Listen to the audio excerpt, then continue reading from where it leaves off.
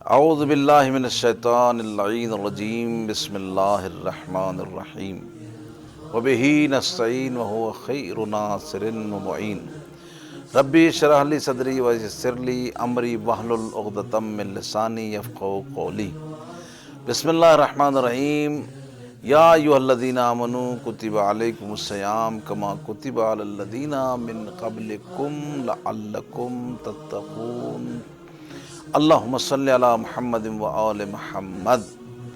ناظرین محترم، تقریباً ہم ماہ رمضان المبارک کے مطابق 17ویں مرحلے میں داخل ہو رہے ہیں، اور آج ہم آپ کی خدمت میں یہ بتانا چاہیں گے کہ پروردگار عالم نے مختلف جگہوں پر ماہ مبارک رمضان کی بات قرآن میں کی، لیکن روزے کی بات اتنی زیادہ واضح نہیں ہوئی۔ روزے کہ ماہ مبارک رمضان میں صرف روزے ہی رکھے جائیں گے۔ اکثر ہمارے ذہنوں میں، ہمارے سامعین کے ذہنوں میں، ناظرین کے ذہنوں میں یہ بات ہوتی ہے کہ ماہ مبارک کے روزے رکھ لیے تو نمازیں گول، نمازیں پڑھ لیں تو روزے گول، اور دوسرے اعمال کر لیے تو جو اہم اعمال ہیں وہ رہ جاتے ہیں۔ اگر آپ ویسے ماہ مبارک میں جا رہے ہیں تو شبہائے قدر کے جو اعمال ہیں وہ رہ جاتے ہیں۔ اگر آپ نے مجلس و ماتم میں شرکت کر لی تو اس کا مطلب یہ ہے کہ آپ ماہ رمضان کے روزوں سے بری ہو گئے۔ ایسا مثلا کہیں پر ایسا سلسلہ نظر نہیں آیا۔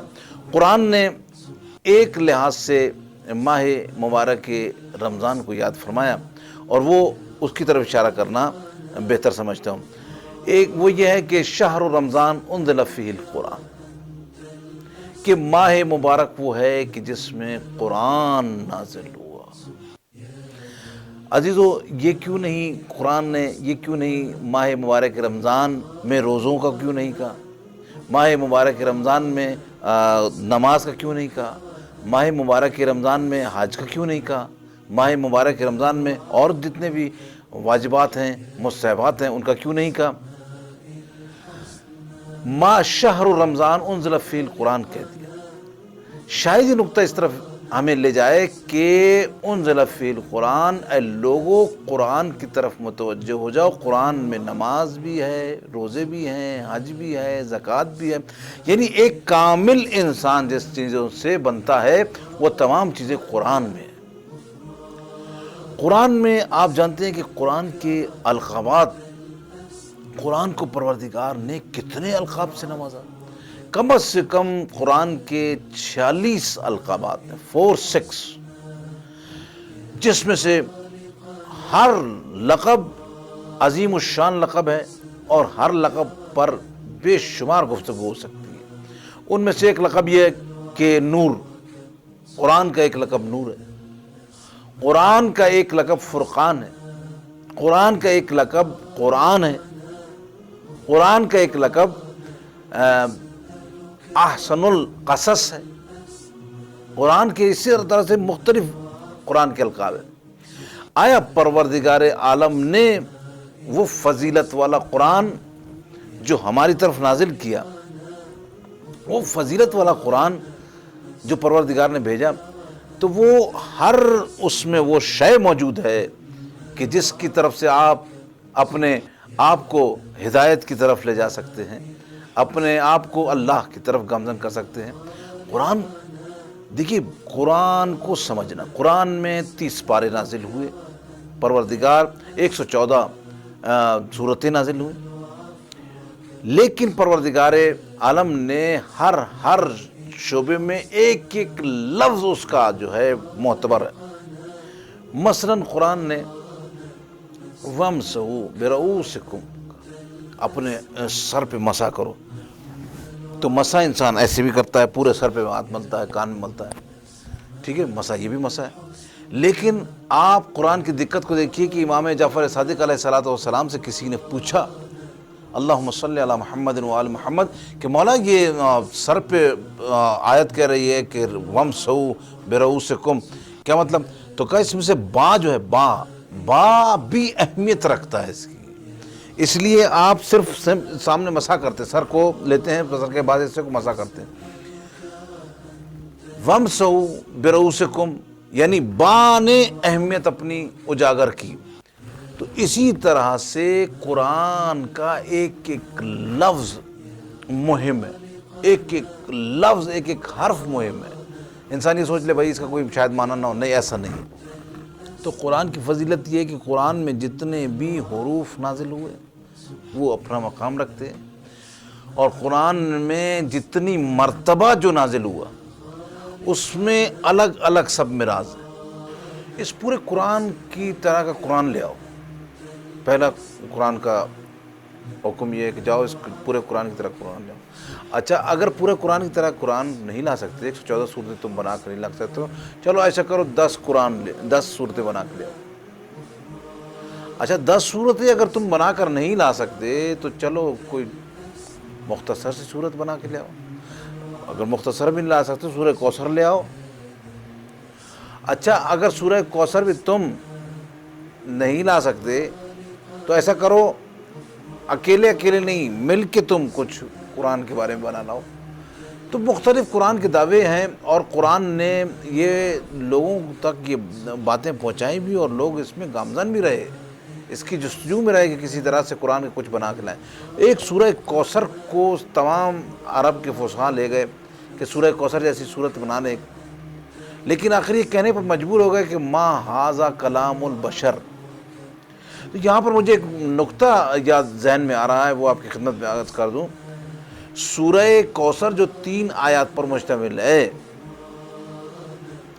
جس کے لیے سورہ کوثر نازل ہوئی وہ رسول کی بیٹی فاطمہ ہے. تو مجھے یہ کہنا ہے اس مقام پر کہ لوگ جو الفاظ جناب فاطمہ کے حق میں نازل ہوئے ان الفاظ کو نہیں بنا کے لا سکے تو جناب فاطمہ کا کیا مقابلہ کر سکتی دنیا. کسی طرح بھی قرآن نے مختلف انداز میں کہا کہ میری طرف آؤ، اور ہدایت کا سارا انتظام اس طرف قرآن میں. دیکھیے قرآن میں قصے بیان کیے ہوئے،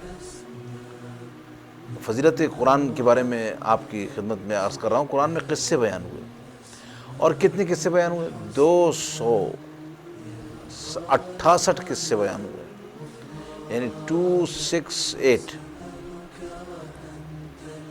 آیا ایک قصہ ہوتا، 2 قصے ہوتے، 3 قصے ہوتے؟ مثلا بعض اذہان کا یہ خیال ہے کہ یہ قصے کیوں بیان کر رہا ہے. اس وقت پوری دنیا میں جتنی بھی کتابیں بک رہی ہیں، سب سے اولین درجے اور سب سے اعلیٰ درجے کی جو کتابیں بکتی ہیں وہ یہ ہوتی ہیں کون سی؟ قصوں کی کتابیں. اور قرآن احسن القصص ہے، یعنی اگر قصے ہی بیان کیے جائیں تو میرا خیال مارکیٹ میں سب سے ویلیو والی چیزیں آپ کی ہوں گی اگر صرف قرآن کے قصے بیان کی جائیں. اور قرآن نے اور خدا نے خود اس کو واضح کیا، نحنو نقص بالحق، ہم یہ سارے قصے حق کے بیان کرتے ہیں. قرآن کے قصوں میں اتنی جان ہے، وجہ کیا ہے؟ آیا قصوں میں جان ہونے کی وجہ کیا ہے؟ اس لیے کہ تفسیر کو سمجھنے کے لیے ایک ذہن کامل چاہیے، اس کے معنی، بیان، ترجمہ، تفسیر جو بھی ہے سمجھنے کے لیے کچھ نہ کچھ چاہیے. لیکن قصہ ایک واحد چیز ہے جو آسانی سے سمجھ میں آ جاتا ہے، قصے کو سمجھنے کے لیے زیادہ زحمت نہیں کرنی پڑتی. اور قرآن نے مختلف زندگی کے پہلوؤں کے مختلف قصے بیان کیے، یعنی قیامت تک آنے والا بشر ان قصوں سے خالی نہیں ہے. کسی کے ساتھ ایک پیش آئے گا، کسی کا دوسرا پیش آئے گا. آپ قرآن کے فضائل سماعت فرما رہے ہیں. قرآن کی ایک فضیلت یہ ہے کہ قرآن پروردگار عالم کا کلام ہے اور پروردگار عالم کی تجلی ہے. جناب موسیٰ جب کوہ طور پر گئے اور خدا سے کہا مجھ سے کلام کر، تو پروردگار نے اپنی ایک تجلی دکھائی، اور تجلی دکھانے کے بعد پروردگار عالم نے جب اپنی تجلی دکھائی تو پہاڑ ریزہ ریزہ ہو گیا. پہاڑ پروردگار کی تجلی کو برداشت نہیں کر سکا. اور قرآن کا بھی یہی دعویٰ ہے قرآن کی کیا تھا؟ لو انزلنا ھذا القرآن علی جبل لرأیتہ خاشعا متصدعا من خشیۃ اللہ، اگر قرآن کو ہم پہاڑ پر نازل کر دیتے تو قرآن کی تجلی، قرآن کی ہیبت، قرآن کا وقار اتنا ہے، قرآن کی عظمت اتنی ہے کہ پہاڑ ریزہ ریزہ ہو جاتا۔ اس کا مطلب یہ ہے کہ جیسے پروردگار کی تجلی ہے ویسے ہی قرآن۔ تو اس ماہ مبارک میں زیادہ سے زیادہ قرآن کی طرف مائل رہنے کی ہم دعا کرتے ہیں کہ پروردگار ہمیں توفیق عطا فرما اور زیادہ سے زیادہ قرآن کی تلاوت کرنے کی توفیق عطا فرما۔ والسلام علیکم ورحمۃ اللہ۔